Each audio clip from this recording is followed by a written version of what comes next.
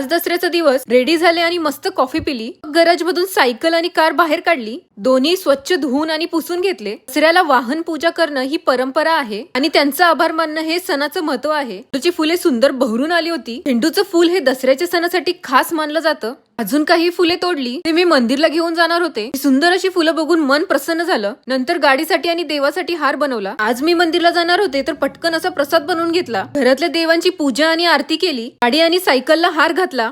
त्यानंतर आरती करून पूजा केली. पटकन सगळं आवरून घेतलं आणि निघाले मंदिरला. कारण आज मंदिरमध्ये रावण दहनचा कार्यक्रम होणार होता. कार्यक्रम ऑलरेडी चालू झाला होता. फटाक्यांचा जबरदस्त शो चालू होता. लोकांची गर्दी हळूहळू वाढतच होती. नंतर रावणाला जाळले. रावण दहन पाहताना वातावरणात आनंद, उत्साह आणि शांततेची अनुभूती झाली. सगळे लोक जय श्रीरामचा जल्लोष करत होते. तर मंदिरात जाऊन देवाचे दर्शन घेतले, प्रसाद अर्पण केला आणि इथे महाप्रसादाचं आयोजन केलं होतं. सगळ्यांनी प्रसादाचा आस्वाद घेतला. आजचा दिवस खूप छान होता. मग सर्वांना पण विजयदशमीच्या हार्दिक शुभेच्छा.